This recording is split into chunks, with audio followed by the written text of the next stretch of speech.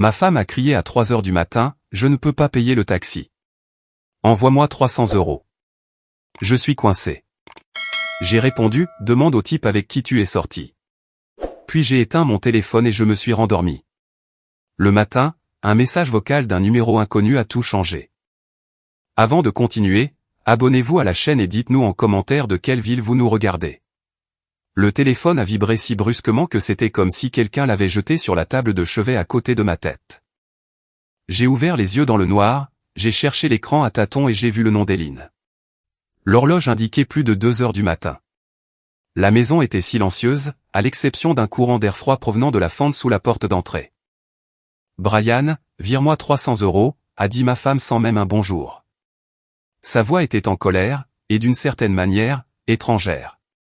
J'en ai besoin pour un taxi. Je me suis assis sur le bord du lit. Mes pieds nus ont immédiatement touché le sol froid. Pendant une seconde, j'ai entendu de la musique à proximité, des rires, et la voix d'un homme disant quelque chose de trop près du récepteur. Je ne savais pas encore à quel point elle était allée loin. Je n'étais pas une personne bruyante et je ne savais pas menacer avec éloquence, mais je savais réparer des systèmes, voir un point faible et faire le travail. « Où es-tu » ai-je demandé. « Ne commence pas » a sifflé Éline. « Fais juste le virement. Le chauffeur attend et ma carte ne passe pas, pour une raison quelconque. » J'ai regardé la moitié vide du lit. L'oreiller de ma femme était plat. Les couvertures de son côté n'étaient même pas froissées. Le soir, elle avait dit qu'après son service, elle passerait chez une collègue, resterait 1 heure et rentrerait. Je n'avais pas discuté. J'avais eu une longue journée. 2 réfrigérateurs à la clinique faisaient des siennes, et je m'étais endormi avant minuit. 300 € pour une course ? Ai-je précisé. Oui, Brian. 300 ne fait pas comme si c'était une fortune pour toi. Tu es si économe, à compter chaque centime. Je me suis passé la main sur le visage. La douleur à l'intérieur n'est pas venue immédiatement.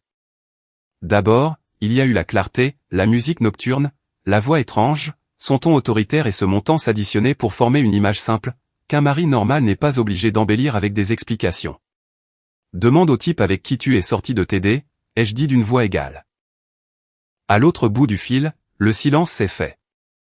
La musique restait, mais ma femme s'est tue, comme si je l'avais frappée non pas avec la main, mais avec un fait.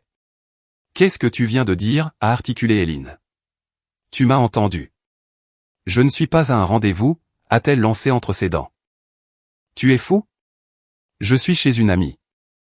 Je passe une mauvaise nuit. Et tu as décidé de m'humilier. Je ne paie pas pour tes mensonges, ai-je répondu. Éline a pris une inspiration brusque. Je connaissais ce son. C'est ainsi qu'elle respirait avant de monter dans les aigus et de faire en sorte que n'importe qui se justifie. D'habitude, je la laissais finir, parce qu'à la maison, il est plus facile d'attendre la fin d'une tempête que d'attiser ses flammes. Mais cette nuit-là, je n'avais ni l'envie ni la patience de rester sous ses cris. Si tu ne vires pas l'argent maintenant, je m'en souviendrai, a sifflé ma femme. Je m'en souviendrai très bien. Souviens-toi. J'ai mis fin à l'appel, puis j'ai ouvert les paramètres et j'ai mis le téléphone en mode silencieux. L'écran s'est immédiatement rallumé. Éline rappelait, puis encore. J'ai posé le téléphone face contre la table de chevet et je suis allé dans la cuisine. Sa tasse avec une fine trace de rouge à lèvres était dans l'évier. Sur la table, une publicité pour un country club cher qu'elle avait ramené la semaine dernière et laissé là, pour que je la voie bien. Des gens en vêtements blancs souriaient sur la couverture. À côté d'eux, des voitures au capot brillant. Éline avait dit 2 fois que des médecins de sa clinique y allaient, et qu'il était utile pour de telles personnes d'être entre soi. J'étais resté silencieux à ce moment-là, car je ne voulais pas me disputer pour un bout de papier. Maintenant, ce papier avait l'air différent. J'ai versé de l'eau, j'ai bu 2 gorgées et j'ai mis le verre dans l'évier. Mes mains ne tremblaient pas, mais les articulations de mes doigts me faisaient mal à force d'avoir serré le téléphone. Je n'ai pas crié dans la cuisine vide ni fait les 100 pas. J'ai ouvert un tiroir, j'ai pris un petit carnet pour les voyages de travail et, sur une page blanche, j'ai écrit « Mercredi soir, appel d'Éline. Demande d'argent pour un trajet.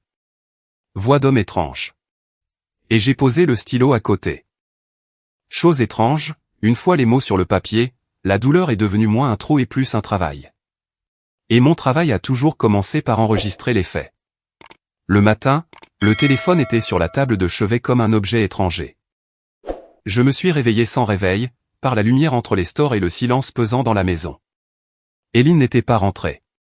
Sa voiture n'était pas dans le garage, ce qui signifiait que ma femme était allée ailleurs après le travail et ne l'utilisait pas pour rentrer. J'ai pris le téléphone et j'ai vu des appels manqués, des messages d'Éline et un message vocal d'un numéro inconnu. Au début, je n'ai pas ouvert ces messages. Ils contenaient sûrement ce qu'elle faisait de mieux, m'accuser de froideur, déformer la nuit pour faire croire que j'étais en faute et exiger des excuses. J'ai ouvert le message vocal. La voix de l'homme était rauque, prudente. Brian Loom. Ici Ron, du service de taxi de nuit. Je n'aime pas me mêler des affaires de famille, mais votre femme a oublié quelque chose de plus important que son sac à main. Rappelez-moi quand vous pourrez. J'ai réécouté le message, puis une troisième fois. Pas de menaces, pas de saleté, pas de rire. L'homme parlait comme s'il n'était pas lui-même content d'avoir composé mon numéro. La cafetière gargouillait dans la cuisine. Je l'avais allumée automatiquement et je suis resté à côté pendant que le flux sombre frappait contre la verseuse en verre. Le bruit d'un camion poubelle venait de la rue. Un jeudi ordinaire dans notre banlieue. Une boîte aux lettres au bord de la route, une pelouse humide, un voisin avec un chien, un garage pour 2 voitures. Seule ma maison n'était plus ordinaire. J'ai composé le numéro du message vocal. On a répondu à la deuxième sonnerie. Allô, a dit l'homme. Ici Brian Loom. Vous avez laissé un message vocal. Des papiers ont bruissé à l'autre bout du fil. Ou peut-être qu'il a couvert le récepteur de sa main. Oui, monsieur Loom, a dit Ron doucement. Je suis répartiteur, mais je conduisais moi-même la nuit dernière. On manquait de chauffeur. Une femme s'est identifiée comme votre femme quand elle cherchait sa voiture dans son sac à main. Puis elle m'a demandé de vous appeler, mais vous n'avez apparemment pas répondu. J'ai répondu, ai-je dit. Je vois, a traîné Ron, et il s'est tu. Qu'a-t-elle laissé? Nous lui avons rendu son sac, mais une enveloppe de la clinique dépassait de la poche latérale. Votre nom était à l'extérieur, et par le bord légèrement ouvert, j'ai vu une feuille avec le nom de famille Rilan. Je ne l'ai pas ouverte. J'ai juste vu quand nous traitions les objets trouvés. J'ai posé la tasse, manquant la soucoupe, et le café s'est renversé sur la table en une fine flaque. Je connaissais le nom de Rilan. À la clinique où travaillait Éline, un administrateur portant ce nom de famille avait pris ma demande de service pour les réfrigérateurs à plusieurs reprises. Jeune, lisse, avec le sourire d'un homme habitué à ouvrir les portes avec les mains des autres. Où est-elle montée dans la voiture, ai-je demandé. Je préférerais vous le dire en personne, a répondu Ron. Je ne veux pas le faire par téléphone, et j'ai besoin de comprendre dans quoi je m'embarque. Vous ne vous embarquez dans rien, ai-je dit. Vous avez signalé un bien perdu. Ce serait bien que ça reste comme ça. La ligne a cliqué et la conversation s'est terminée. Je n'ai pas rappelé. J'ai pris une serviette en papier, j'ai essuyé le café et j'ai placé le téléphone à côté du carnet. Sur la page après l'entrée de la nuit, j'ai ajouté « Message vocal de Ron ». Enveloppe de la clinique. Nom de famille de Rilan. À ce moment-là, je ne savais pas encore que ce n'était que le bord, mais le bord était déjà tranchant. La porte du garage s'est levée avec un grincement lourd alors que je sortais vers ma camionnette de travail. Ma camionnette blanche était à droite, près du mur avec les outils. Sur le côté, une inscription simple avec le nom de mon entreprise et mon numéro de téléphone. À l'intérieur, des boîtes avec des capteurs, des tuyaux, une unité de réfrigération portable et des dossiers avec des contrats. Pas de luxe, mais chaque boulon de cette camionnette me nourrissait honnêtement. Éline ne supportait pas cette camionnette. Tu es obligé de la garer devant la maison, avait-elle dit un matin, alors que le voisin d'en face sortait une voiture de sport brillante de son garage. Les gens la voient. Qu'ils la voient, avais-je répondu alors. C'est mon travail. Les gens de notre cercle n'ont pas de travail qui ressemble à de la livraison de viande, avait rétorqué ma femme, en ajustant le col de son manteau clair.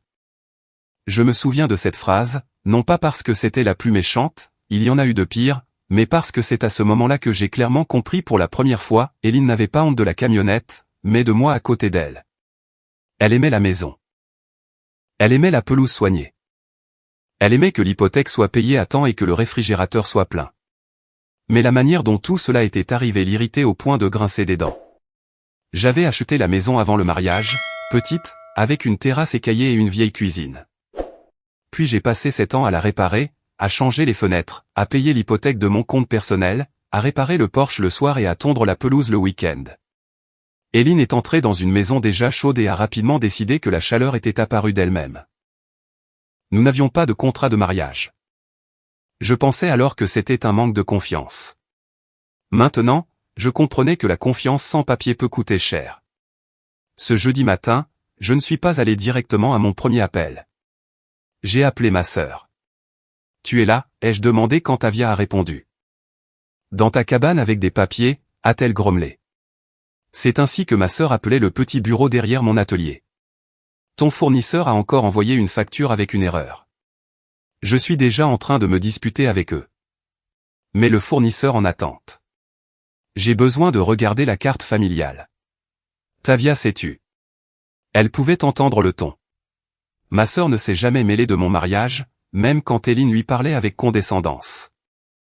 Mais si je demandais les factures, Tavia comprenait immédiatement, ce n'est pas une querelle de famille, ce sont des documents. « Viens » a-t-elle dit, ou j'ouvrirai à distance. Je viendrai. Et pas un mot à personne pour l'instant. Brian, qu'est-ce qui s'est passé? J'ai regardé la camionnette, les boîtes bien fermées avec les outils et l'espace vide dans le garage où la voiture de ma femme aurait dû être. La nuit est passée, ai-je répondu. Nous verrons le reste dans les chiffres. 20 minutes plus tard, j'étais assis dans le bureau derrière l'atelier. La pièce était petite, avec un tapis gris, 2 bureaux et une étagère où les dossiers étaient organisés par clinique. Tavia a posé une tasse de café devant moi et a tourné l'écran pour que je puisse voir le relevé de la carte familiale. Je voulais te le dire la semaine dernière, a commencé ma sœur avec un calme las, mais j'ai pensé que c'était peut-être un cadeau, ou un voyage. Vous avez votre propre vie. Montre-moi. Elle a cliqué sur l'écran. Les dépenses ont défilé, hôtel, restaurant, magasin de vêtements, voyage de fin de soirée. Pas tout d'un coup, pas en une seule somme. Les dépenses étaient soigneusement dispersées, comme si la personne comprenait qu'un gros montant attirait l'attention, mais que de petites choses pouvaient être cachées dans le bruit du quotidien. Ce ne sont pas des courses ou de l'essence, a dit Tavia, et pas des médicaments. Au début, j'ai pensé que la carte avait été volée. Puis, j'ai vu que certains des achats étaient près de la clinique. Combien? Je n'ai pas encore fait le total exact, mais c'est plus que quelques dîners. Je lui ai demandé d'ouvrir les derniers mois. Ma sœur a rapidement mis les lignes dans un tableur. L'ordre habituel m'est immédiatement revenu en tête, date, lieu, montant, objet, source. C'est ainsi que je vérifie les demandes de service. Un réfrigérateur ne tombe pas en panne à cause d'une humeur, mais pour une raison. C'est la même chose avec l'argent. Sur une ligne, il y avait un restaurant où Hélène avait voulu aller avec moi pour notre anniversaire, mais avait ensuite dit qu'elle était fatiguée. Sur une autre, un hôtel à la périphérie de la ville, puis un autre hôtel dans le comté voisin. Un taxi tard dans la nuit, un taxi le matin. Un magasin de vêtements pour hommes où je n'avais jamais rien acheté. Tavia ne commentait pas, elle était juste assise à côté de moi et cliquait sur les filtres. Dehors, par la fenêtre de l'atelier, mon assistant est passé avec une boîte de pièces, nous a vu à travers la vitre et a immédiatement détourné le regard. Imprime tout, ai-je dit. Pour quelle période? Depuis le début de l'automne. Brian. Depuis le début de l'automne, ai-je répété d'une voix égale. Ma sœur a hoché la tête et a envoyé les relevés à l'imprimante. La machine dans le coin a ronronné. Le papier sortait feuille après feuille, et chaque feuille sonnait plus fort qu'un appel de fin de soirée. Tu lui as parlé, a demandé Tavia. La nuit. Elle a demandé 300 € pour un taxi. Ma sœur s'est lentement tournée vers moi. 300 €.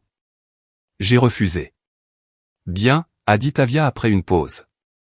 Ça veut dire que tu es encore à la maison. Je l'ai regardé. Ma sœur ne souriait pas, qu'est-ce que ça veut dire? Ça veut dire que tu n'as pas couru pour sauver une personne qui avait déjà décidé que tu étais un portefeuille sur pattes. La phrase était crue, mais précise. Je n'ai pas discuté. J'ai pris la première impression, j'ai passé mon doigt sur les lignes et j'ai vu le nom familier de la clinique. Non pas comme le lieu de travail d'Hélène, mais comme la source d'un paiement personnel, petit. Pas un service médical, pas une facture habituelle, mais comme si c'était un virement interne. Marque ça, ai-je dit. C'est pour ça que je t'ai appelé, a répondu Tavia. J'ai le sentiment qu'il n'y a pas que ces achats ici. L'imprimante a craché la dernière feuille. Ma sœur a pris la pile et l'a posée devant moi. Je l'ai prise à deux mains, comme si c'était un outil lourd qu'il ne fallait pas laisser tomber. À l'intérieur, tout brûlait déjà, mais à l'extérieur, il y avait encore du travail à faire. Tu as une vieille tablette à la maison, a demandé Tavia. J'ai froncé les sourcils. Dans la cuisine, dans le tiroir du bas. On regardait des recettes dessus et on payait les factures. Si elle a encore un email partagé ou un accès familial, jette un œil. Ne casse rien. Regarde juste ce à quoi tu avais déjà accès. Tu penses qu'il y aura quelque chose? Tavia a poussé la feuille avec le paiement de la clinique vers moi. Je pense qu'une personne qui cache de l'argent en petites lignes oublie parfois de fermer une vieille porte. Je suis rentré à la maison avant le déjeuner. En chemin, Hélène a envoyé un message. Je t'expliquerai ce soir. Sans question sur comment j'allais, sans un mot sur la nuit. Je l'ai lu et je n'ai pas répondu. La cuisine sentait le café froid. Le tiroir du bas était coincé, comme toujours. À l'intérieur, de vieux chargeurs, un manuel de lave-vaisselle, des piles, des bougies d'anniversaire et une tablette dans un étui usé. Je l'ai sorti, je l'ai branché et je me suis assis à la table. Pendant que l'écran s'animait, j'ai regardé la chaise vide d'Hélène en face de moi. Son écharpe légère était accrochée au dossier, chère, fine, achetée avec notre carte après qu'elle ait dit que tout le monde à la clinique s'habillait décemment. Je ne l'ai pas touchée. On ne peut pas attacher toute la vérité à une seule chose. La vérité n'est généralement pas dans une écharpe ou un cheveu égaré. Elle est dans les habitudes, dans l'argent, dans les mots, et dans la façon dont une personne prend soudain votre calme pour une permission. La tablette s'est allumée, n'a pas demandé de mot de passe. Le vieil email s'est ouvert à l'écran, celui où nous recevions les factures de la maison et les notifications bancaires. Je n'ai rien piraté ni deviné de mot de passe. Cette porte était la nôtre, partagée. Elle n'avait juste pas été utilisée depuis longtemps. Au début, j'ai vu des publicités, des lettres de magasins et des rappels.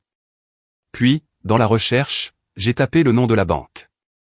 Des notifications sur la carte familiale sont apparues, des confirmations de paiement et une lettre avec pour objet, demande de crédit préliminaire. Je ne l'ai pas ouverte tout de suite. Je me suis levé, j'ai verrouillé la porte d'entrée, bien qu'il fasse jour, et je suis retourné à la table. Puis, j'ai cliqué sur la lettre. À l'intérieur, il n'y avait pas de prêt approuvé, j'ai compris ça immédiatement. Mais il y avait un brouillon de demande et un consentement électronique pour 48 000 €. Mon nom était sur la ligne de consentement.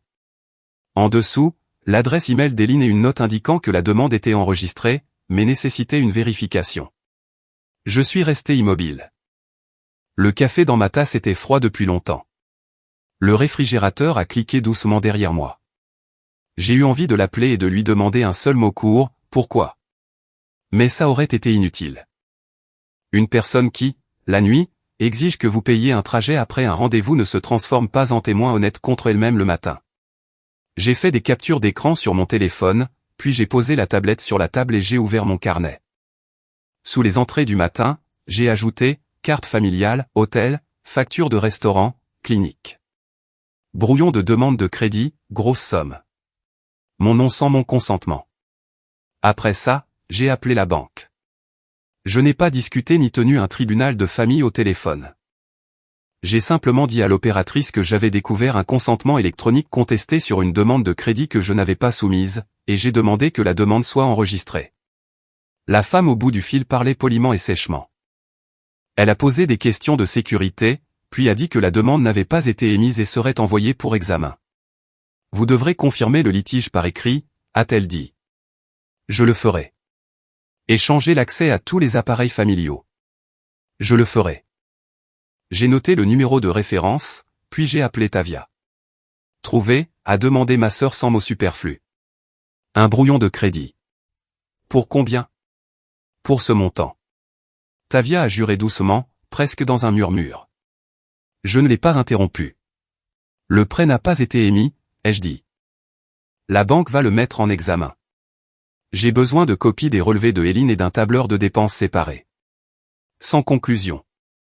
Juste des dates, des lieux, des montants. Je le ferai aujourd'hui. Avec Éline, garde tes distances pour l'instant. Je n'avais pas l'intention. Et toi? J'ai regardé la tablette. Mon nom brillait encore sur l'écran, sous le consentement de quelqu'un d'autre. Je ne parlerai que quand j'aurai un dossier, ai-je répondu. À 18h, Tavia avait envoyé le premier tableur. Je l'ai ouvert à la table de la cuisine. Ma sœur n'avait pas embelli le document de mots. Il y avait des dates et des montants, chambre, restaurant, vêtements, cadeaux, voyage. Séparément, elle a marqué les paiements près de la clinique. Ma sœur n'avait pas encore mis de total, mais c'était suffisant pour moi. Ce n'était plus une erreur de carte ou une mauvaise soirée. J'ai sauvegardé le message vocal de Ron en tant que fichier séparé. Puis je me suis transféré le tableur de Tavia, le numéro de référence de la banque et les captures d'écran de la vieille tablette. J'ai mis chaque papier dans un dossier séparé, car à partir de maintenant, les émotions ne pouvaient que gêner. Le soir, j'avais déjà les premiers relevés, le brouillon de crédit et mon nom sous un consentement que je n'avais pas donné. Éline a envoyé un texto vers 19h. Je serai bientôt à la maison. J'ai lu le message et je n'ai pas répondu tout de suite. Il y aurait une conversation, mais pas à ces conditions et pas les mains vides. J'ai fermé le dossier, j'ai mis la tablette dans le tiroir du bureau et j'ai écrit la dernière ligne de la journée, à partir de maintenant, ne payez que pour ce qui est à moi. Ron a levé la main d'une table du fond quand je suis entré dans le petit restaurant de bord de route. Un vendredi matin, ça sentait le pain frit, le café et les vestes mouillées. Des pics UPS étaient garés devant les fenêtres. Quelqu'un faisait le plein de l'autre côté de la rue, et je tenais mon téléphone dans ma poche comme s'il pouvait brûler le tissu. « Brian ?» a demandé Ron et il a immédiatement jeté un coup d'œil à la caisse. « Oui », ai-je dit et je me suis assis en face de lui. « Vous avez laissé un message. » Il n'avait pas l'air d'un homme qui aime se mêler des familles des autres. Épaules affaissées, visage mal rasé, téléphone écran vers le bas. « Je n'aurais pas appelé, » a articulé Ron, « mais votre femme a laissé son sac. » Au début, j'ai pensé que c'était un voyage ordinaire. Puis le chauffeur a apporté les affaires au bureau de répartition et a remarqué une enveloppe médicale. Votre nom était à l'extérieur. Et riant sur la première feuille à travers le bord légèrement ouvert. Il a dit rapidement, je ne l'ai pas ouverte. Je l'ai juste photographiée parce que ça me semblait étrange, et parce que si elle prétend plus tard que nous avons perdu les papiers, le chauffeur et moi serons les responsables. Il a tendu son téléphone. La photo montrait la banquette arrière d'une voiture, le sac noir d'Éline et une enveloppe blanche maintenue par une sangle.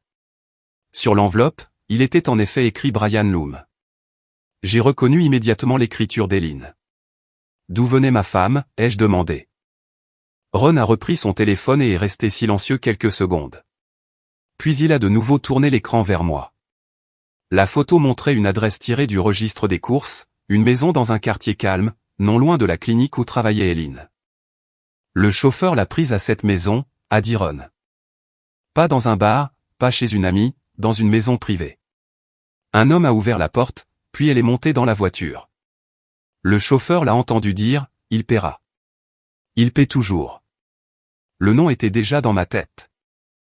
À côté du brouillon de demande de crédit qui avait fait surface sur la vieille tablette la veille. Case Ryland, un administrateur de la clinique. Pourquoi me dites-vous ça, ai-je demandé. Parce que mon chauffeur a eu peur. La femme a exigé d'être conduite sans paiement, puis a crié au téléphone. Elle a récupéré ses affaires elle-même, mais 2 personnes avaient déjà vu l'enveloppe. Si un litige commence, on pourrait être entraîné. Êtes-vous prêt à confirmer par écrit que le trajet venait de cette adresse, ai-je demandé. Je le suis, a dit Ron, mais sa voix tremblait. Juste sans saleté supplémentaire. Je ne veux pas que mes chauffeurs courent dans les tribunaux à cause du mariage de quelqu'un d'autre. Je n'ai pas besoin de saleté, ai-je répondu. J'ai besoin de faits. Il a hoché la tête et a sorti une petite feuille imprimée d'une enveloppe. Pas un rapport complet, mais une note de service. Heure, adresse, nom du chauffeur, une note sur le sac oublié. Ce n'était pas assez pour un tribunal, mais c'était assez pour qu'un avocat sache où creuser. J'ai placé la feuille dans mon dossier, sans hâte, à 2 mains. Quand le papier a reposé entre les relevés de cartes, l'appel de fin de soirée a cessé d'être une dispute familiale. C'est devenu le début d'une chaîne. Une dernière chose, a dit Ron doucement. L'homme sur le porche a appelé votre femme par son nom. Le chauffeur l'a entendu. Nous avons un enregistrement de la conversation avec le chauffeur après son service, mais je ne sais pas combien de temps il le garde. Écrivez-moi comment demander cet enregistrement par l'intermédiaire d'un avocat, ai-je dit. Il a noté le numéro de service du trajet et le nom du service. Je n'ai pas pris son téléphone, je ne lui ai pas demandé de me transférer les enregistrements des autres et je n'ai pas essayé d'obtenir plus que ce qu'il pouvait donner sans enfreindre les règles. J'avais besoin de faits, pas de ma propre erreur. Je me suis mis au volant, j'ai posé le dossier sur le siège passager et je suis rentré à la maison, parce que maintenant, j'avais besoin d'entendre quel mensonge Eileen choisirait pour elle-même. Eileen était debout à l'îlot de cuisine, en train de couper une pomme, quand je suis entré par le garage. Son visage était presque paisible. Seul le couteau frappait la planche trop rapidement. « Tu es en avance » a-t-elle lancé sans se tourner. J'ai terminé mon appel du matin, ai-je dit, et j'ai posé mes clés dans la tasse près de la porte. Encore des réfrigérateurs, a-t-elle traîné. Tu sens le métal. C'est le travail. J'ai versé de l'eau du robinet et je me suis tenu en face d'elle. Son sac était sur la table. Le même. Comment va ton ami, ai-je demandé. Eileen a levé les yeux. Quel ami? Celle avec qui tu étais hier soir. Elle a brièvement reniflé et a posé le couteau à côté de la planche. Brian, ne commence pas. J'étais chez Mara. Elle a eu une soirée difficile. Tu ne me l'as pas dit. La nuit, Eileen n'avait nommé aucune Mara. Mais en ce moment, je n'avais pas besoin de discuter. J'avais besoin de lui donner de la place pour une erreur. Chez Mara, ai-je demandé de nouveau. Oui, tu la connais, du travail. De la clinique? Bien sûr, de la clinique, a sifflé Eileen. Ai-je d'autres personnes dans ma vie? Tu as laissé ton sac dans un taxi, ai-je dit. Eileen s'est figée. Et alors? Rien. Le chauffeur l'a juste retrouvé. Tu vois, a-t-elle dit rapidement. Ça veut dire que j'étais contrarié. Je ne comprends pas pourquoi tu m'interroges. Je ne t'interroge pas, alors quoi? Elle s'est retournée brusquement. Tu es silencieux toute ta vie. Et puis soudain, tu es là à poser des questions d'une voix comme si j'étais une criminelle. J'ai demandé pour ton ami. J'ai dit oui. Chez une amie, la voix d'Eileen s'est brisée. On s'est assise. Elle a bu. J'ai un peu bu aussi. Puis j'ai appelé la voiture. Et ne fais pas comme si tu m'avais laissé respirer toute ma vie. Voilà le nouveau coup. Non pas la nuit, ni le taxi, ni l'homme sur le porche, mais la maison, pour faire de moi un maître froid. Elle, une femme sans coin à elle. Et la demande de crédit, c'était aussi à cause de mon comportement. Eileen a cligné des yeux, juste un peu, mais je l'ai vu. Quelle demande? Pour ce montant. Je ne sais pas de quoi tu parles. Je n'ai pas sorti la tablette, je n'ai pas montré le brouillon et je n'ai pas nommé la banque. Qu'elle réfléchisse à ce que je savais. D'accord, ai-je dit. Donc, tu ne sais pas, Brian, a-t-elle dit doucement, plus doucement maintenant. Tu t'énerves pour rien. Quelqu'un a dit quelque chose. Tu as regardé les factures. Maintenant tu cherches la petite bête. On peut s'asseoir ce soir et parler normalement. Je ne serai pas là ce soir. Où seras-tu? Chez un avocat. Eileen a lentement posé sa tasse. Son visage est devenu lisse. Tu es sérieux? Oui. À cause d'une nuit chez une amie? À cause des mensonges. Tu vas le regretter, a sifflé Eileen. Peut-être, ai-je dit, mais je ne paie pas pour tes mensonges. J'ai pris le dossier de la table de l'entrée et je suis allé dans le garage sans claquer la porte. Une tasse s'est brisée derrière moi. Je ne me suis pas retourné. Parfois, le bruit de la vaisselle cassée n'est nécessaire qu'à celui qui l'a jetée. Le bureau de l'avocate se trouvait au 2e étage d'un vieil immeuble en briques du centre-ville. Je suis monté avec un dossier contenant les relevés, une photo de l'enveloppe, la note de service de Ron et une copie de cette même demande de crédit de la tablette. J'ai aussi apporté la tablette, éteinte, dans un étui souple. L'avocate spécialisée en divorce m'a accueilli sans sourire superflu. Son regard était comme si les guerres familiales avaient depuis longtemps cessé de la surprendre. Vous êtes Brian Loom, a-t-elle demandé. Oui. Asseyez-vous. Je vous le dis tout de suite. Si vous êtes venu pour vous venger, je suis un mauvais choix. Je suis venu pour garder ce qui est à moi, ai-je répondu. Elle a hoché la tête, a ouvert un bloc-notes et a écouté. J'ai parlé brièvement. L'appel de fin de soirée, le message du matin, la carte, la tablette, le taxi, l'adresse, la demande de crédit. C'est bien que vous ne soyez pas entré dans son téléphone, a-t-elle dit. C'est bien que vous vous soyez abstenu d'appeler la clinique avec des menaces. J'allais leur envoyer un paquet, ai-je dit. Nous allons, ou avons déjà envoyé. Pas encore. Alors, d'abord les limites, a dit l'avocate sèchement. Pas de menaces, pas de conditions, pas de phrases comme si vous ne faites pas ça, je dirais. Uniquement des faits qui concernent son mariage et ses finances. Une lettre calme, envoyée avec confirmation, une copie pour moi. Et la clinique,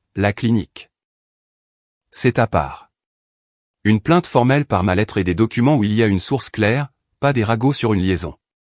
Nous sommes intéressés par les demandes financières, l'accès au travail, les éventuels paiements personnels par des canaux professionnels. Mais avant l'enquête? N'écrivez pas qu'ils sont coupables. Écrivez, je demande une vérification. Elle a ouvert mon dossier et a commencé à mettre les papiers en pile.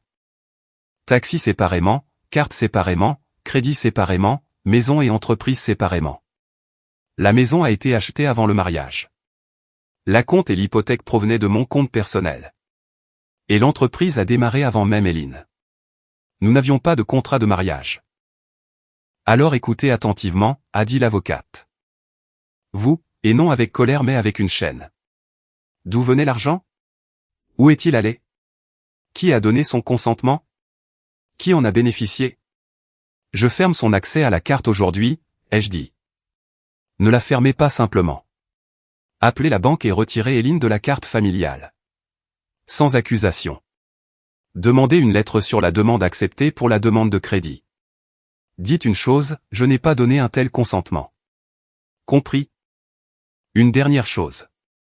Ne la mettez pas dehors de force. Ne changez pas les serrures avant que je ne le dise. Ne la laissez pas faire de vous un contrôleur financier. Nous coupons l'accès à la voiture familiale parce qu'il y a des signes de dépenses personnelles. Mais nous documentons tout par écrit. Elle essaie déjà d'utiliser la maison comme une arme, ai-je dit. Bien sûr, a répondu l'avocate calmement. La maison devient souvent la première légende.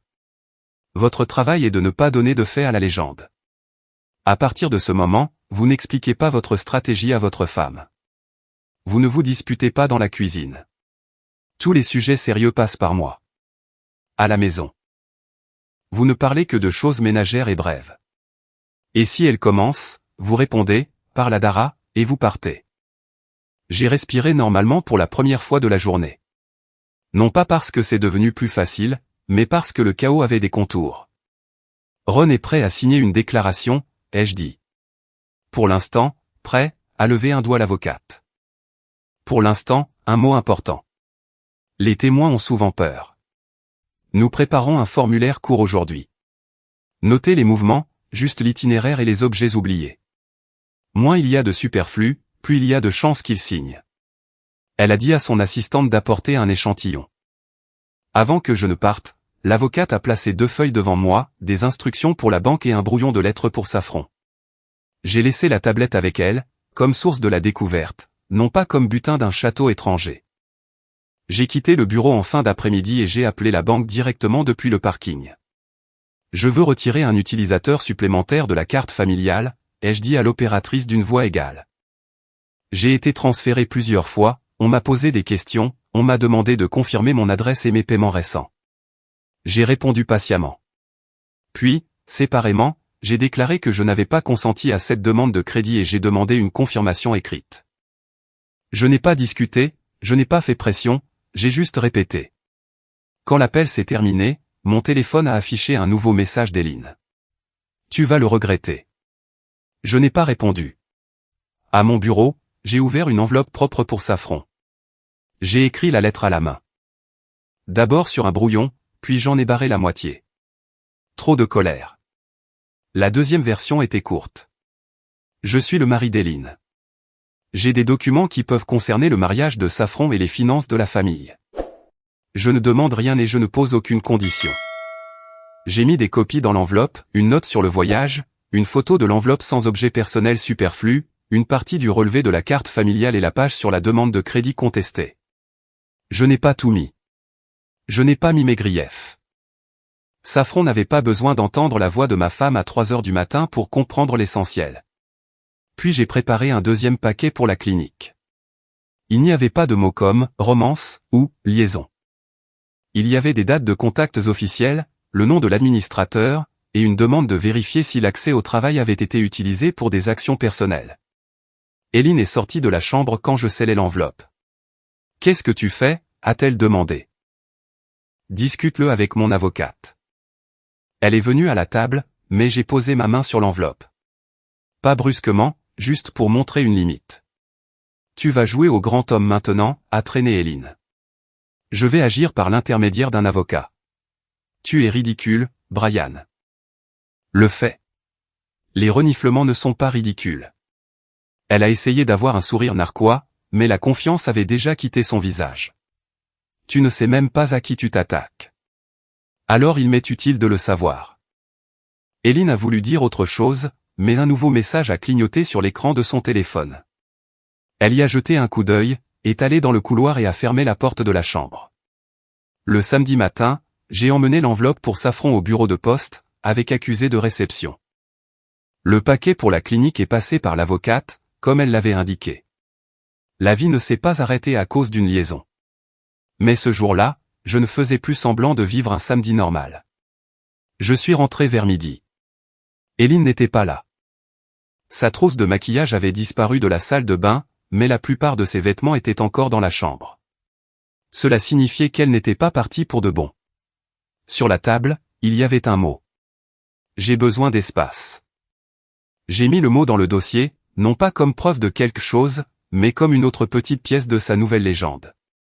Ron devait venir au bureau de l'avocate à 14 heures.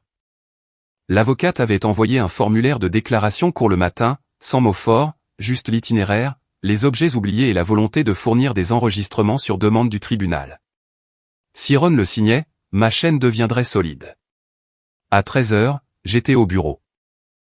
Le centre-ville du samedi était presque vide. Je suis monté et je me suis assis dans la salle d'attente. A-t-il confirmé la réunion, ai-je demandé à l'assistante. Ce matin, oui, a-t-elle répondu. Il a dit qu'il serait là. L'avocate est sortie de son bureau, tenant la feuille avec la déclaration. Ne le pressez pas, a-t-elle dit.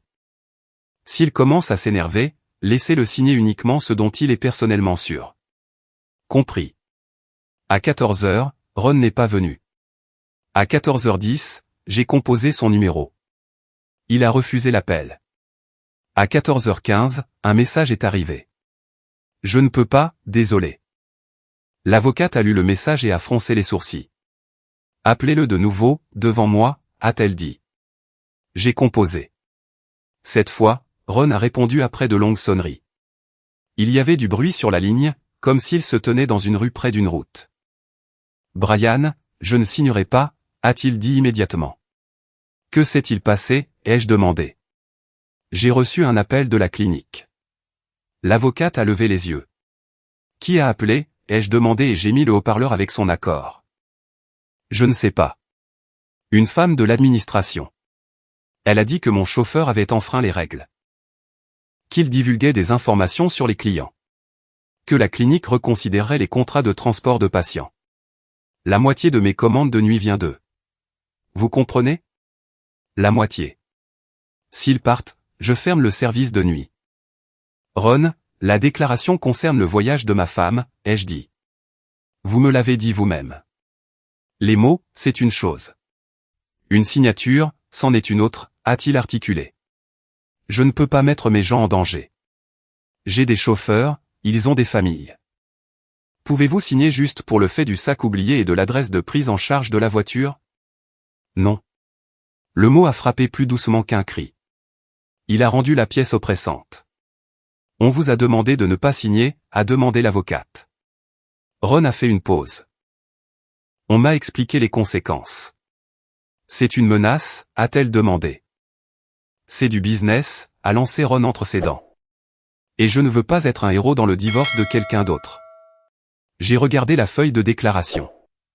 Il y avait un espace pour sa signature. La ligne vide m'a soudain semblé plus large que toute la table. Tout le chemin simple que j'avais vu le matin s'était effondré sous mes pieds. Le taxi, l'adresse, le message vocal, l'enveloppe. Sans la signature de Ron, tout cela se transformait en lambeaux. L'avocate s'est raclé la gorge. On pourrait demander les enregistrements, mais ça prendrait du temps. Objection, argument sur les règles. Eileen gagne du temps. Case a une chance de couvrir ses traces. Ron, ai-je dit d'une voix égale. Vous m'avez dit hier que vous étiez prêt. Il n'y avait pas d'appel de la clinique hier, a-t-il répondu. Et hier, je ne savais pas que votre femme n'était pas n'importe qui là-bas.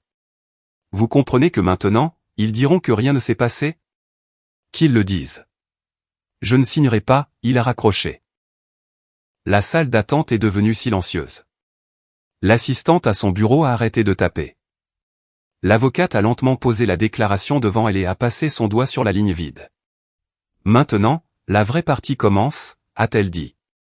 Je n'ai pas répondu. À l'intérieur, tout s'était effondré. Pas de manière belle, pas de manière dramatique, mais brutalement, comme une étagère dans le garage sur laquelle on avait mis trop de ferraille. J'avais tenu bon toute la journée parce qu'il y avait un chemin. Maintenant, le chemin s'était terminé à une porte fermée. Le téléphone a de nouveau vibré. Sur l'écran, un message du service de messagerie du tribunal. Des documents m'avaient été envoyés. J'ai ouvert la pièce jointe directement dans la salle d'attente et j'ai vu le nom d'Eileen. Sur la première page, elle avait déposé une requête en pension alimentaire provisoire. J'ai lu les premières lignes. Eileen écrivait que j'avais brusquement coupé son accès aux fonds familiaux, que je contrôlais l'argent et que j'avais créé un environnement insupportable à la maison. Elle demandait des paiements provisoires, l'accès à la carte et une ordonnance restrictive contre la pression par des tiers. Donnez-moi ça, a dit l'avocate. Je lui ai tendu le téléphone. Elle a lu rapidement, sans expression, puis m'a rendu l'appareil et a sorti une feuille de papier propre. Elle a frappé la première, ai-je dit. Elle a frappé là où je m'attendais à ce qu'elle frappe, a répondu l'avocate. Mais le timing est mauvais. À cause de Ron? Oui. Sans sa signature, son histoire semble plus forte. Nous avons les relevés, la demande contestée, votre déclaration à la banque, mais le témoin vivant de la nuit a maintenant abandonné. Elle présentera une image simple, le mari a coupé l'argent et a commencé à envoyer des lettres. Je n'ai pas envoyé de lettres de menace. Je sais. C'est pourquoi nous montrerons la confirmation d'envoi et le contenu. Mais ne vous leurrez pas maintenant. C'est un revers. Elle l'a dit calmement, et le calme a rendu les choses pires. J'avais une ligne vide sans signature et une femme qui m'avait déjà fait passer pour un homme qui prend l'argent. Et maintenant, ai-je demandé. L'avocate a levé les yeux de sa feuille. Maintenant, vous ne paniquez pas. Vous me transférez toute la requête. Je préparerai une réponse. La carte a été fermée après la découverte de dépenses personnelles et d'un accord de crédit contesté. Une plainte formelle est déjà partie à la clinique. Et maintenant le rappel à Ron devient un détail séparé.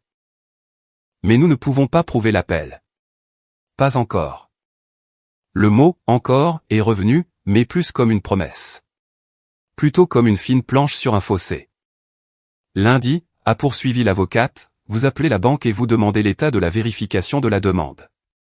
Ensuite, vous et votre sœur, vous rassemblez tous les registres de service pour la clinique.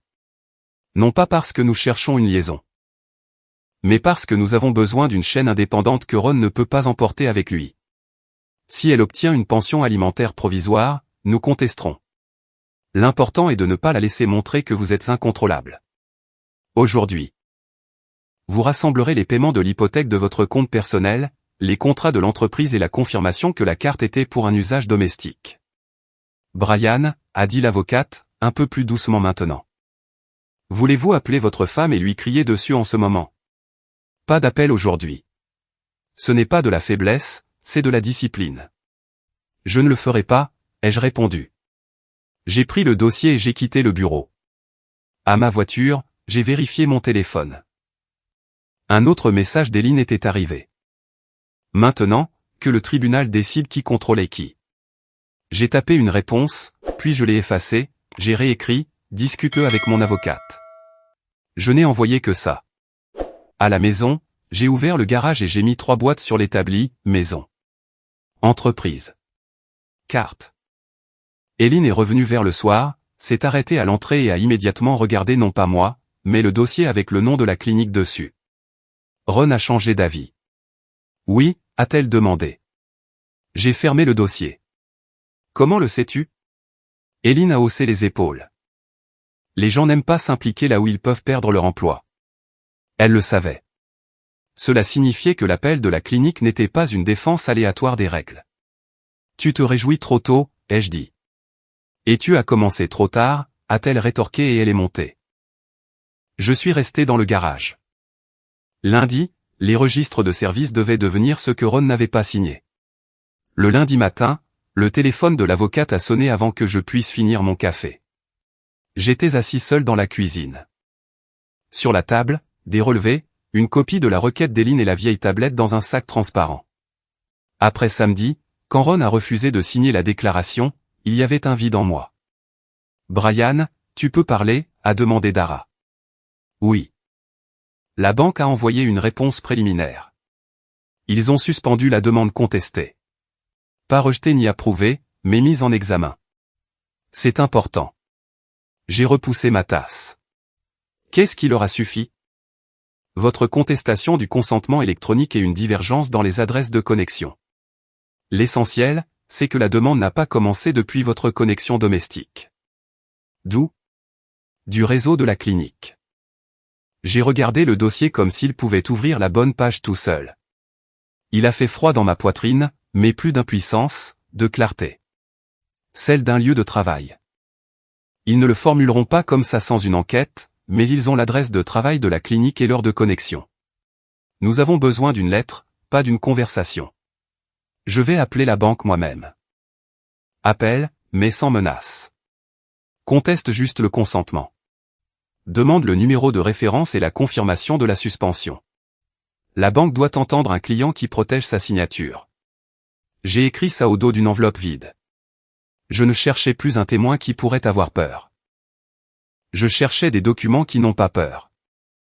Après avoir parlé avec Dara, j'ai été transféré 3 fois entre les services de la banque jusqu'à ce qu'une femme à la voix sèche ouvre enfin mon dossier. La demande est en cours d'examen, a-t-elle dit. Je ne l'ai pas soumise et je n'ai pas donné mon consentement. J'ai besoin du numéro de référence et de la confirmation écrite que le déblocage des fonds a été suspendu. Elle m'a donné le numéro, a noté le consentement contesté et a envoyé une lettre sur mon compte en ligne. J'ai imprimé la page et je l'ai envoyée à Dara. L'argent n'était pas passé. La porte qu'Hélène avait presque ouverte avec mon nom, quelqu'un de l'intérieur l'avait verrouillée. Tavia est venue vers midi. Elle est entrée par le garage et a posé un vieux dossier avec nos fiches de service sur la table. C'est ça? La banque a suspendu la demande. Donc, la dette n'est pas sur moi pour l'instant. Maintenant, la clinique. Tavia a étalé les feuilles et a sorti un petit carnet. Je suis allé dans notre journal de service hier, a-t-elle dit. Pas leur clinique, nos déplacements, nos demandes, nos signatures. Et il y a quelque chose d'étrange là-dedans. Tu te souviens que Case nous a demandé de séparer les déplacements et les fournitures dans les factures. En disant qu'ils avaient une nouvelle procédure? C'est à ce moment-là que de petites lignes pour des déplacements urgents ont commencé à apparaître. Prendre un capteur, emmener un conteneur, un appel urgent après la fermeture. Mais nos gars n'y sont pas allés ces jours-là. Elle a poussé une feuille vers moi. J'ai vu des dates, des numéros de demande et la signature d'un administrateur de la clinique. C'est notre argent, ai-je demandé. Partiellement. Nous avons émis une facture, la clinique a payé, mais la base est fausse. Regarde ici.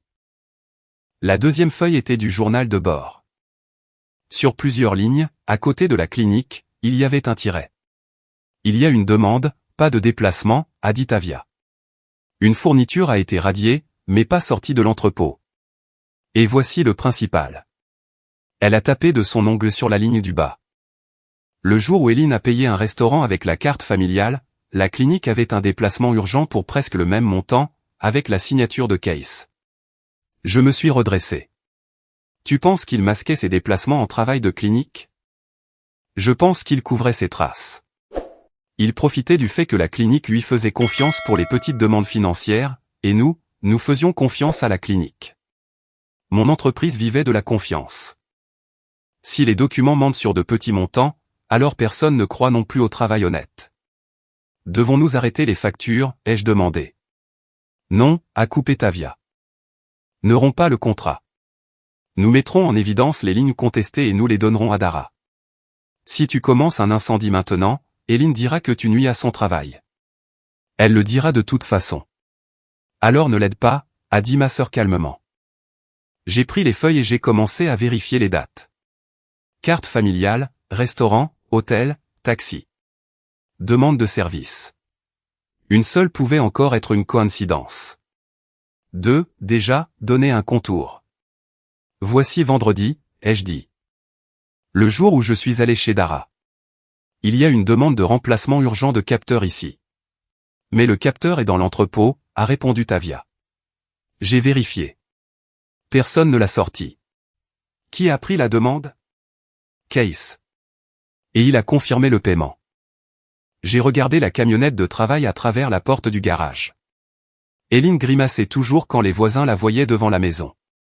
Et maintenant, mes notes de voyage ennuyeuses me soutenaient plus que n'importe quel beau mot. Étais-tu à la clinique ce jour-là toi-même? A demandé Tavia. Non, la camionnette était avec moi. Je suis allé chez les avocats. Il y a une trace dans le calendrier de l'entreprise et sur le ticket de parking. Excellent. Donc, la fausse demande ne pouvait pas être ton erreur. Écris une explication pour les lignes contestées. J'ajouterai l'inventaire de l'entrepôt. Tavia a vérifié l'inventaire. J'ai sorti le calendrier des déplacements et le ticket de parking. Puis nous avons imprimé l'inventaire, le journal de bord et les lignes contestées. J'ai tout envoyé à Dara avec une demande de ne l'utiliser que par une requête officielle. Quelques minutes plus tard, l'avocate a rappelé. Ce n'est plus une querelle de famille, a-t-elle dit. Comprends maintenant. Il y a 3 lignes, le divorce, le litige de crédit et une éventuelle enquête interne à la clinique. Elles sont liées, mais nous ne les mélangeons pas en une seule histoire sale. Que faisons-nous? J'envoie une requête à la banque et une lettre à l'avocat de la clinique. Nous demanderons de préserver les journaux système et les documents. Nous n'exigeons pas de licenciement, juste la préservation des dossiers. Et Safran? Si elle est prête à fournir volontairement des relevés, qu'elle le fasse. Sans promesse. Elle a écrit ce matin qu'elle peut se rencontrer. Où? Dans son imprimerie. Prends Tavia avec Case. Uniquement en sa présence. J'ai regardé ma sœur. Elle fermait déjà le dossier comme si l'affaire était décidée. J'irai, a dit Tavia. L'imprimerie de Safran se trouvait dans un bâtiment bas à côté d'un entrepôt de matériel de jardinage. À l'intérieur, ça sentait le papier et l'encre. Safran nous a accueillis au comptoir, petite, calme, dans un pull sombre. Il n'y avait ni larmes ni drame sur son visage. Merci de ne pas être venu seul, a-t-elle dit. Dara a demandé, ai-je répondu, et je suis plus à l'aise comme ça. Moi aussi. Elle nous a conduits dans un petit bureau derrière la salle d'impression. 3 enveloppes et un dossier étroit étaient posés sur le bord de la table. Je ne vais pas prétendre que j'ai plus de pitié pour vous que pour moi-même, a-t-elle dit. Mais ce qu'il faisait nous a touchés tous les deux. Je ne suis pas venu pour me venger par votre intermédiaire. Je sais. C'est pour ça que j'ai appelé. Elle a ouvert la première enveloppe. Ce sont des relevés de notre compte familial. Case a dit que ses compensations à la clinique étaient retardées. Il y a des voyages, des restaurants, des achats. Certains coïncidant avec vos dates. Tavia a sorti un carnet. Pouvons-nous vérifier? Vous pouvez. J'ai fait des copies. Les originaux resteront avec moi et mon avocat quand j'en trouverai un. Le même schéma est réapparu dans les dates, restaurants, voyages, un petit paiement de la clinique, puis un virement du compte personnel de Case. Ça, a dit Safran en pointant une ligne du doigt. Il a appelé ça un déplacement de travail urgent, mais cette nuit-là, il a dit qu'il était à la clinique à cause d'un réfrigérateur.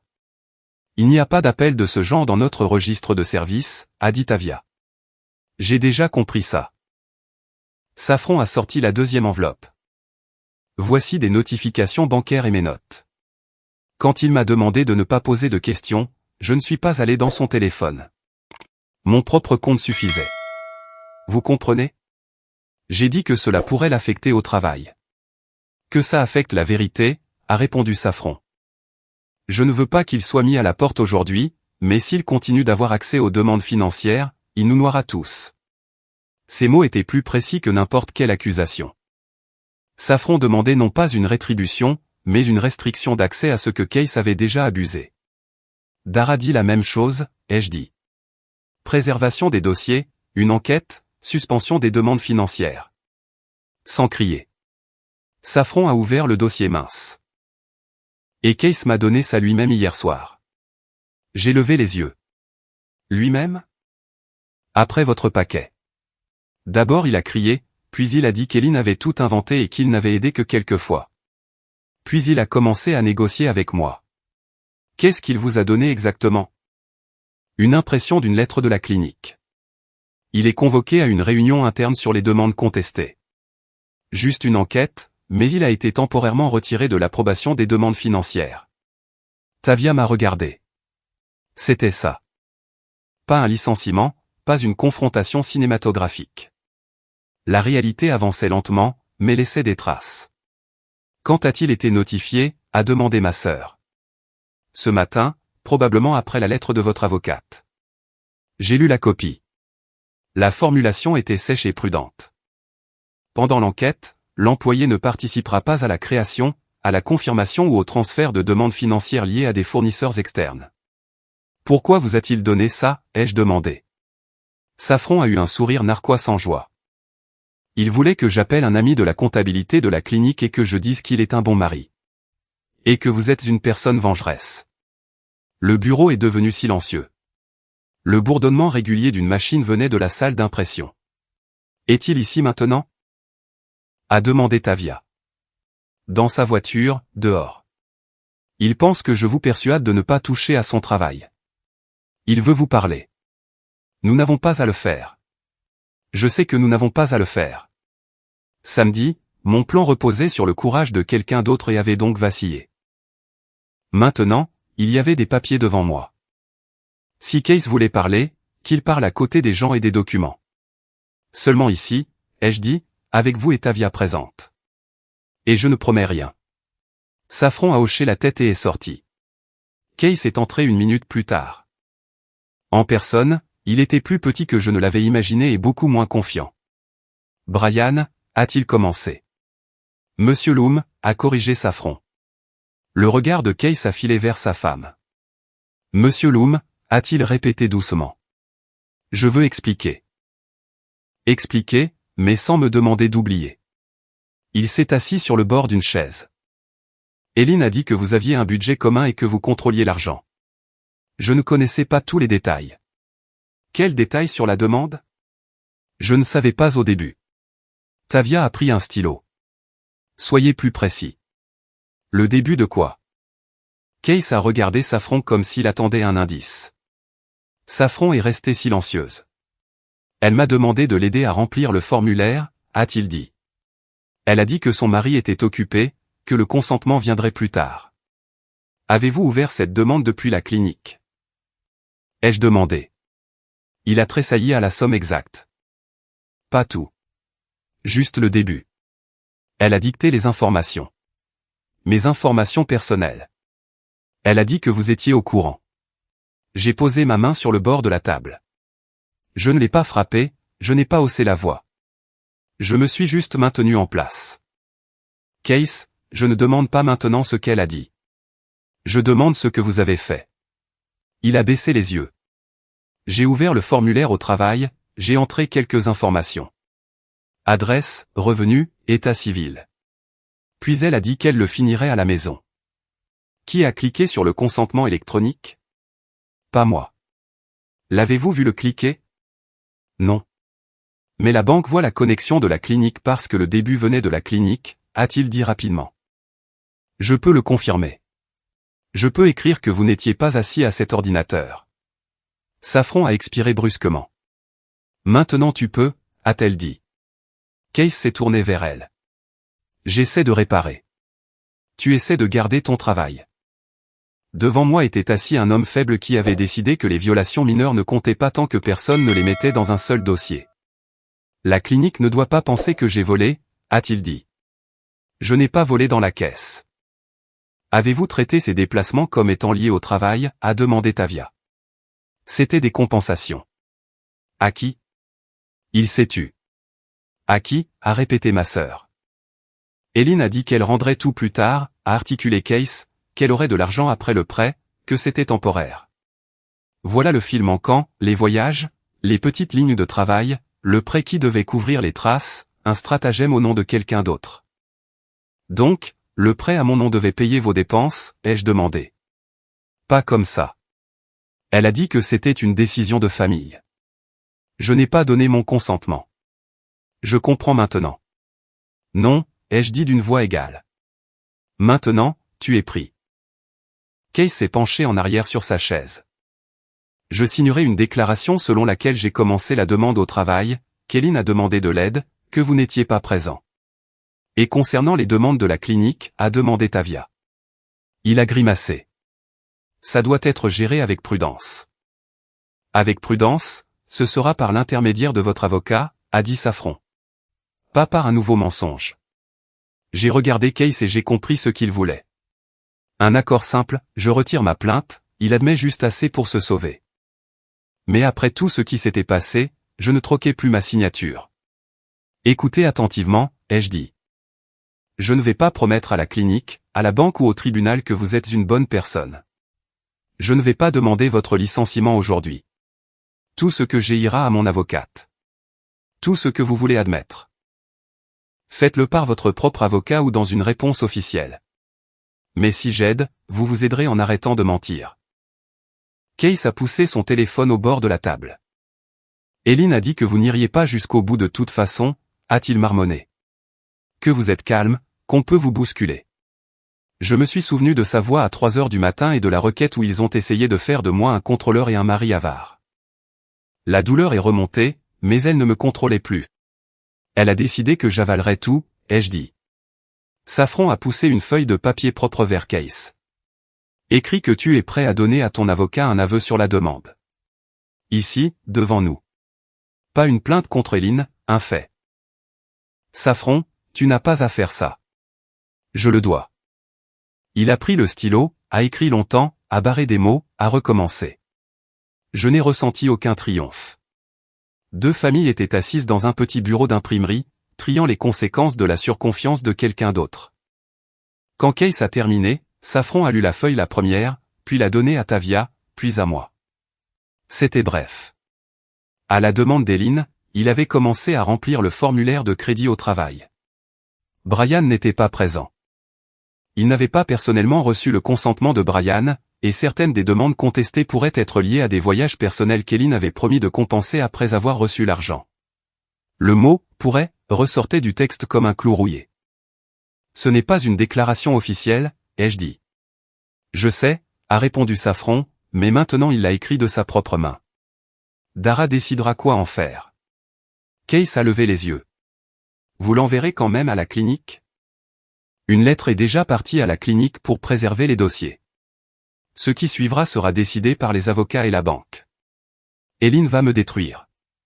Saffron a ri doucement. Un rire court et amer.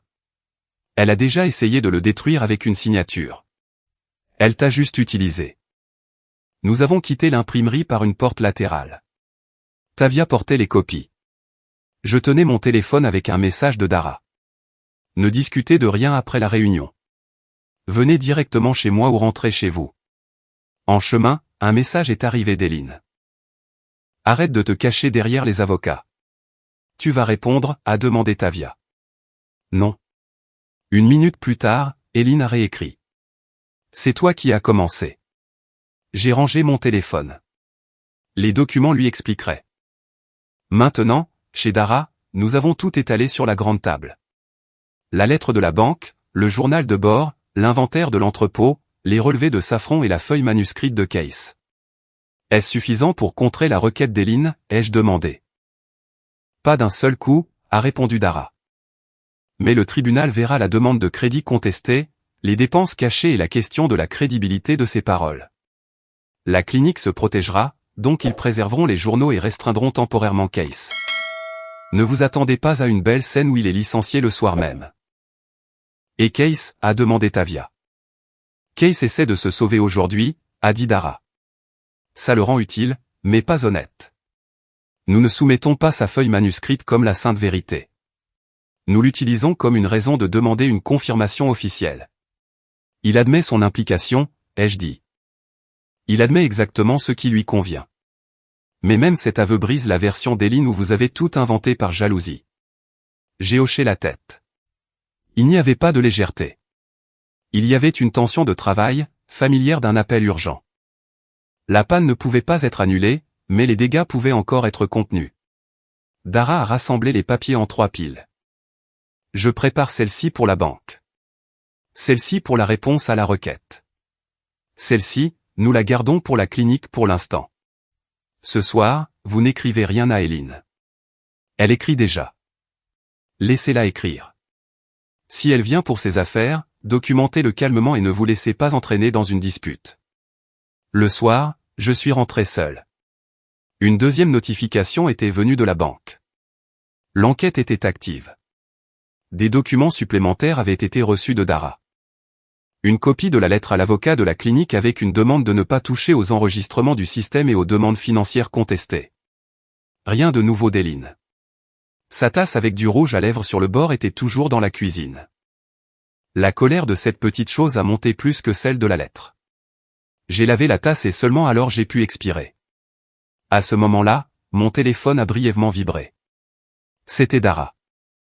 Case, par l'intermédiaire de son avocat, est prêt à donner une explication officielle. Il demande une condition, que nous n'exigions pas son licenciement immédiat. J'ai répondu, nous exigeons la préservation des dossiers et une restriction d'accès aux demandes financières pendant l'enquête. C'est réaliste et suffisant. J'ai relu le message 2 fois, puis j'ai rangé mon téléphone. Après samedi, j'avais senti que leur mensonge avait fermé toutes les issues. Le lundi soir, une issue avait été trouvée dans les lignes ennuyeuses de la banque, dans le journal de service, dans les relevés de Safran et dans la tentative de Case de sauver son propre siège. Case avait quitté la conversation. À partir de ce moment, son nom vivait dans les requêtes de Dara. Je n'ai pas souri, j'ai juste fermé le garage, j'ai vérifié la serrure et je suis allé dormir dans une chambre où la moitié du placard sentait encore le parfum d'Eileen. Demain, son avocat recevrait une réponse, et elle ne contiendrait plus ma voix, en colère ou blessée. Elle contiendrait des documents. La porte de la salle de médiation s'est ouverte si silencieusement que c'était comme si on nous appelait non pas pour diviser un mariage, mais pour aller chez le dentiste pour un contrôle.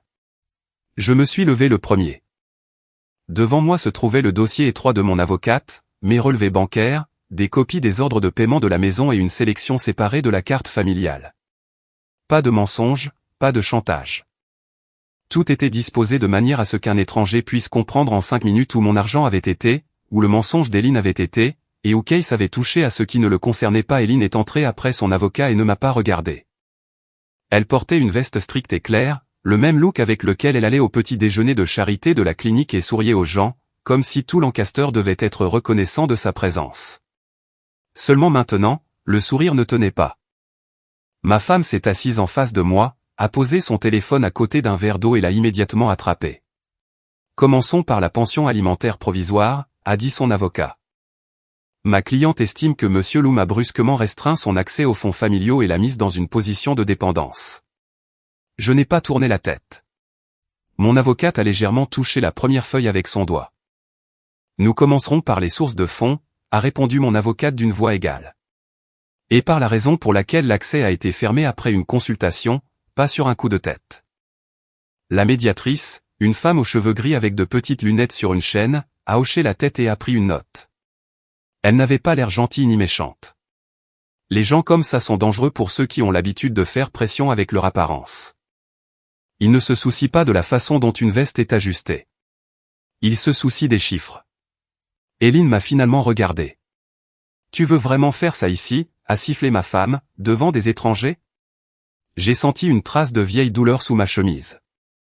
Il y a 3 semaines, je me surprenais encore à attendre habituellement ses pas dans un couloir, puis je me souvenais que chaque pas de ce genre faisait partie d'une performance.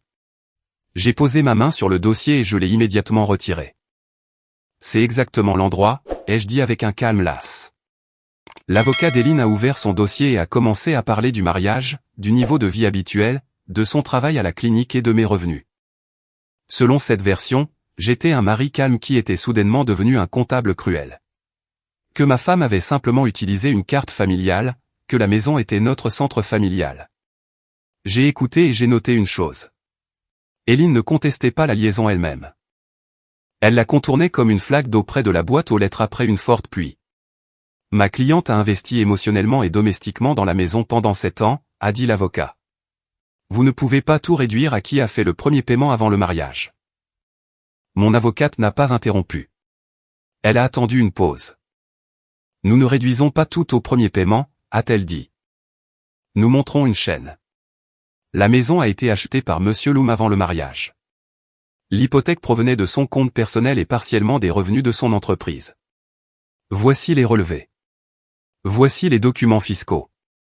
Voici les paiements de réparation liés à la même chaîne. La médiatrice a pris les feuilles. Éline s'est penchée en avant comme si elle voulait intercepter le papier avec son regard. Je vis aussi dans cette maison, a lancé ma femme. Tu y as vécu, ai-je répondu. Ce n'est pas la même chose que l'avoir achetée. La pièce est devenue silencieuse. Quelqu'un a toussé derrière le mur. La roue d'un chariot de dossier a roulé dans le couloir et son quotidien a tout remis à sa place. Un divorce, c'était une table, des papiers et des gens qui sont payés pour ne pas croire les larmes sans relever. L'avocat d'Éline a rapidement changé de sujet. Alors, les dépenses que Monsieur Loum appelle l'extravagance doivent être considérées avec soin. Dans un mariage, les gens dînent, voyagent, achètent des vêtements. Mon avocate a tourné la page suivante. C'est pourquoi nous avons séparé les dépenses du ménage des dépenses personnelles, a-t-elle dit. La carte familiale était ouverte pour la maison, les courses, les voyages normaux et les petits achats. Mais ces paiements sont liés à des hôtels, des restaurants, des cadeaux, des vêtements, des taxis et des voyages, ainsi qu'à des paiements personnels par l'intermédiaire de la clinique. Éline a brusquement levé les yeux. Par l'intermédiaire de la clinique, a articulé ma femme. Pour la première fois de la matinée, je l'ai regardé attentivement, et ce regard n'était pas de la surprise, mais de la peur que Case ne soutienne plus leur version partagée. Mon avocate a posé une feuille devant la médiatrice. Le montant total des extravagances familiales contestées est de 17 860 €. Nous demandons qu'il soit compensé par les demandes de Madame Loum pour la pension et la division.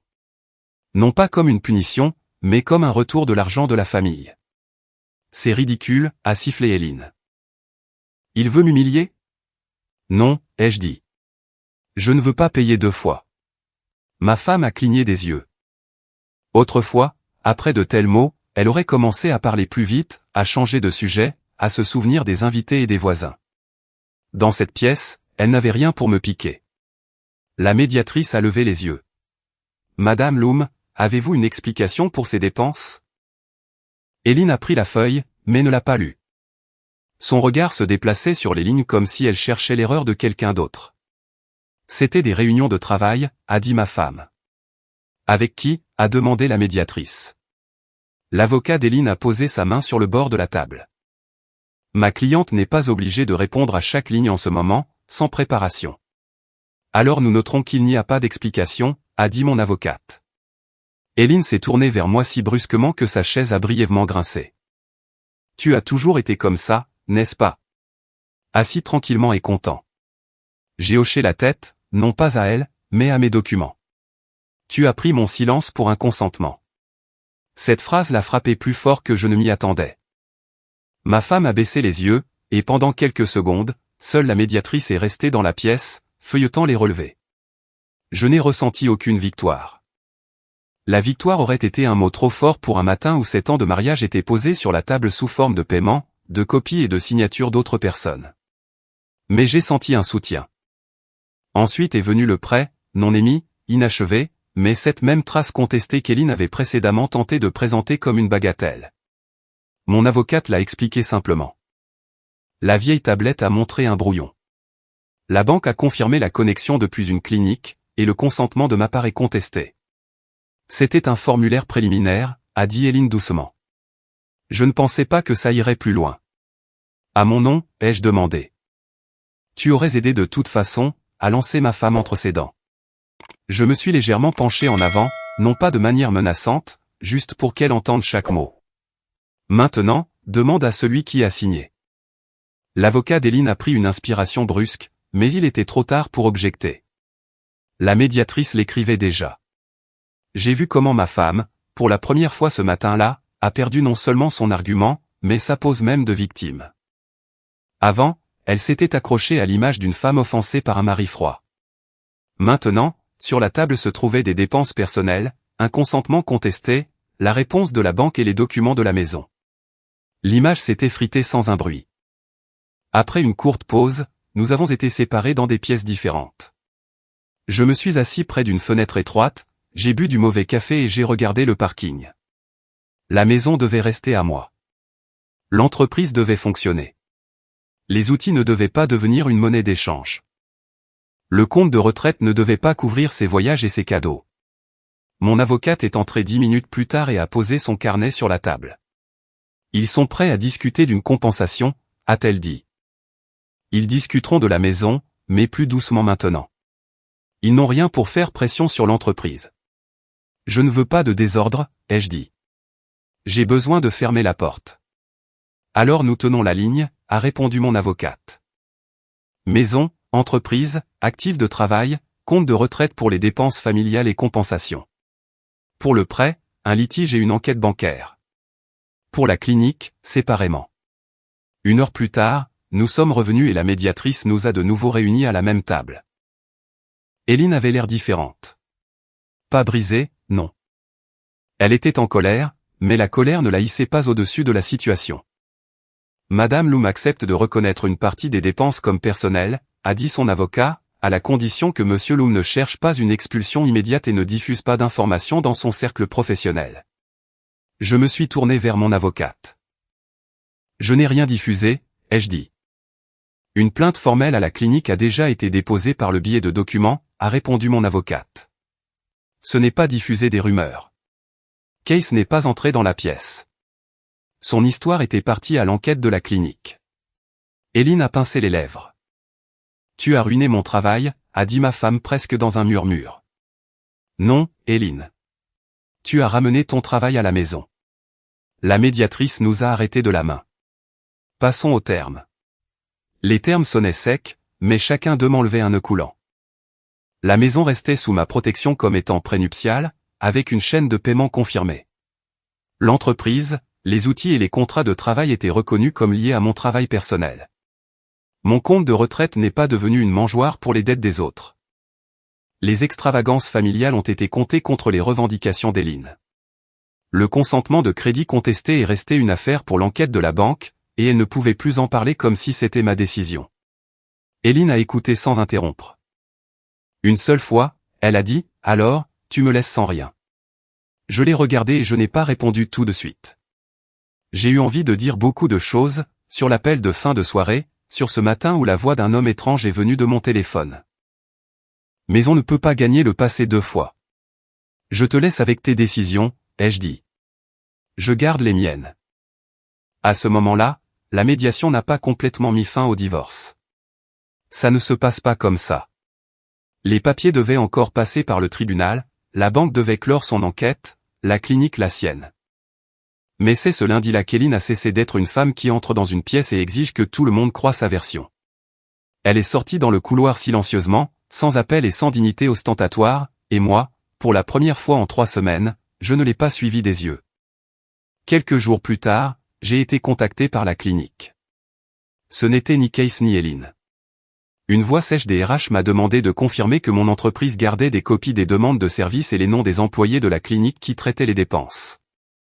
Uniquement par l'intermédiaire de mon avocate, ai-je dit. Nous comprenons, a répondu la femme. Nous avons une enquête interne. J'étais debout dans le garage, tenant le téléphone avec mon épaule parce que je changeais la buse d'un vérificateur d'unité de réfrigération. Le métal reposait familièrement dans ma paume. Un outil ne demande pas si vous avez été aimé hier. Un outil exige que vous teniez votre main stable. L'enquête concerne tel Case Ryland, ai-je demandé. Il y a eu une pause à l'autre bout du fil. Nous ne pouvons pas discuter des décisions de personnel, a dit la femme, mais son accès aux demandes financières a été temporairement suspendu. Temporairement, ai-je répété. Pendant la durée de l'enquête.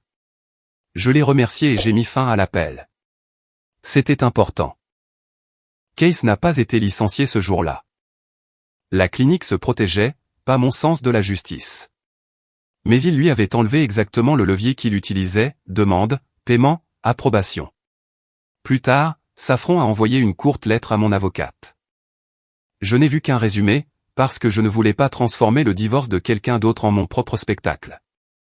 Safran avait déposé ses documents séparément. Case avait essayé d'expliquer que la liaison était une erreur, qu'Eileen l'avait pressé, qu'il avait peur de perdre son emploi. Safran lui a répondu comme les comptables savent répondre, elle lui a montré les relevés et lui a demandé de parler avec son avocat.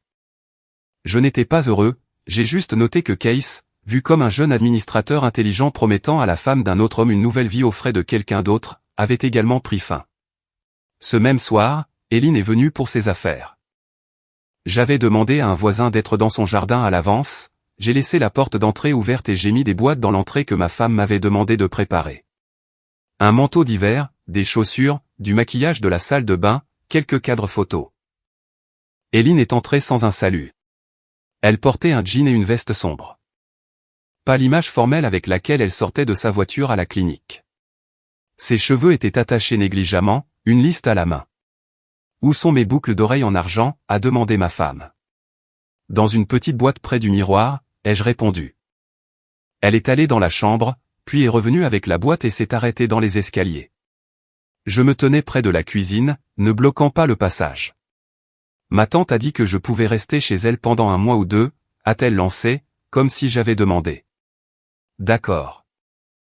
Ne fais pas comme si tu t'en fichais. Je me suis essuyé les mains sur mon pantalon de travail. Une traînée sombre de graisse que je n'avais pas remarquée après le garage est restée sur mes doigts. Je ne suis pas indifférent, ai-je dit. Je ne paie juste plus pour ta version de la vie. Eileen a eu un sourire narquois, mais il est mal sorti. Tu penses que cette maison te donne raison?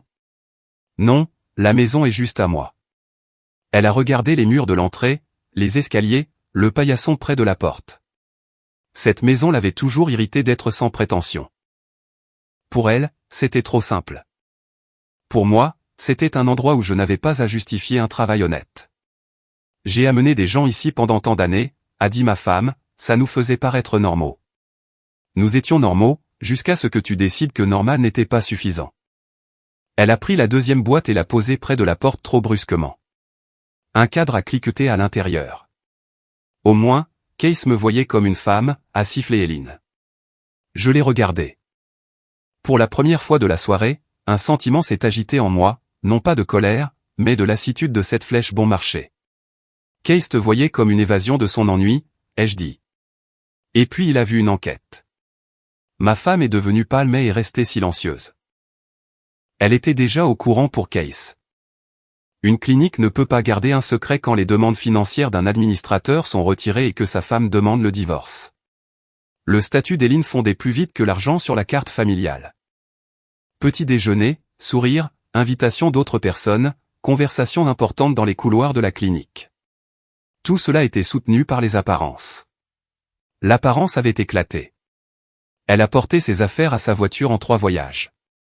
La voiture n'était pas son ancienne image fière, mais une petite voiture de vieille tante qu'on lui avait prêtée pour le moment. Je n'ai pas dit un mot. J'avais besoin de silence après la porte fermée. Avant de partir, Eileen s'est arrêtée sur le porche. Je vais payer ces dettes pendant des années, a-t-elle dit. Les dettes personnelles fonctionnent généralement de cette façon, ai-je répondu. Ma femme m'a regardé avec haine, mais là elle n'achetait plus rien. Puis Eileen est montée dans la voiture, a démarré le moteur et s'est éloignée de la boîte aux lettres lentement, comme si elle attendait que je la rappelle. Je ne l'ai pas rappelé. Quand les feux rouges ont disparu au tournant, j'ai fermé la porte et j'ai tourné la clé. Dans le salon, il y avait une marque des boîtes sur le tapis. Dans la salle de bain, son étagère était vide. Je suis allé dans le garage, j'ai allumé la lumière et j'ai vérifié les serrures des tiroirs à outils. Puis, j'ai ouvert le dossier avec les contrats de l'entreprise. Tout était à sa place. La maison, la camionnette, les outils, l'entreprise, le compte de retraite. Pas un cadeau du destin, mais mes années, mes mains et mes décisions. Le lendemain, la banque a envoyé une lettre par l'intermédiaire de mon avocate. Le consentement contesté sur la demande restait suspendu, et mon nom n'était pas considéré comme une confirmation de la dette. J'ai lu la lettre 2 fois et je l'ai mise dans le dossier.